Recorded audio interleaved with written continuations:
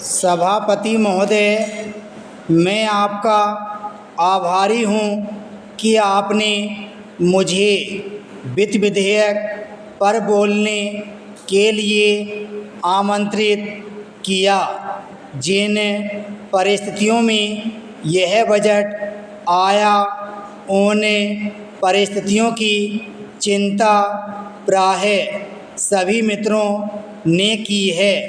ख़ास तौर से कांग्रेस के जो वरिष्ठ मित्र बोल रहे थे, उन्होंने परिस्थितियों की गंभीरता को महसूस करते हुए अपने विचार व्यक्त किए। आर्थिक सुधारों का दौर 1991 से शुरू हुआ।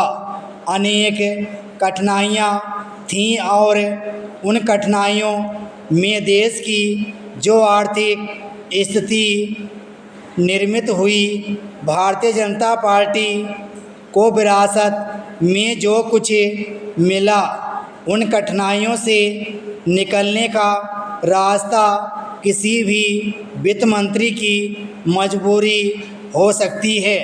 उस मजबूरी में भी सर्वाधिक ध्यान गाँवों की ओर दिया गया और गाँवों को पहली बार आर्थिक सुधार के लक्ष्य के रूप में स्वीकार किया गया।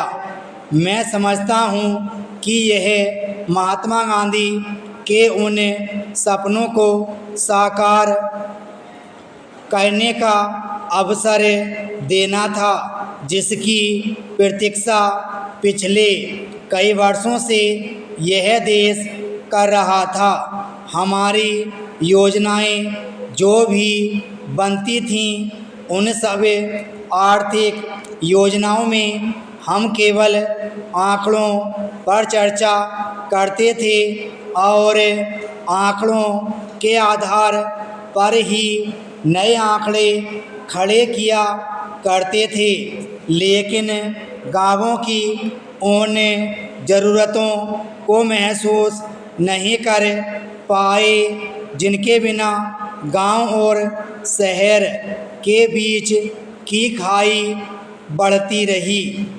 नतीजा यह हुआ कि मानव संसाधन की दृष्टि से हम काफ़ी पीछे चले गए।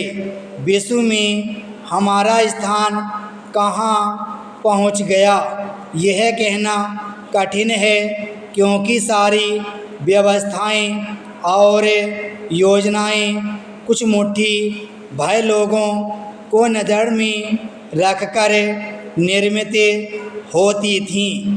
करोड़ों लोग जो गाँवों में बसते थे, उनके पीने के पानी की चिंता, आने जाने के लिए रास्तों की चिंता, रोशनी के लिए बिजली की चिंता, खेतों में पानी पहुँचे इसकी चिंता, उनकी उत्पादकता बढ़े इसकी चिंता और उनके उत्पाद की अच्छी कीमत मिले इसकी चिंता बहुत कम की जाती थी, शायद नहीं के बराबर की जाती थी।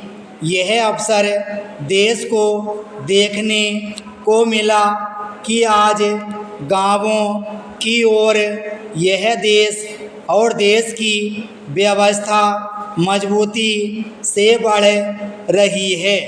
अभी पिछले महीने ही हम लोग आंध्र प्रदेश के जनपद के एक गांव में गए थे और उस समय हमारे ग्रामीण विकास मंत्री महोदय भी साथ में थे।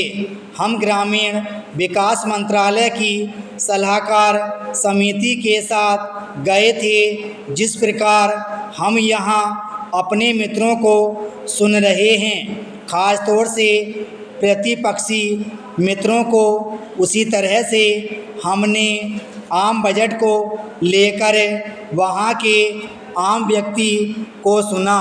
वह प्रतिक्रिया मैंने गांव में देखी। विराम स्टॉप।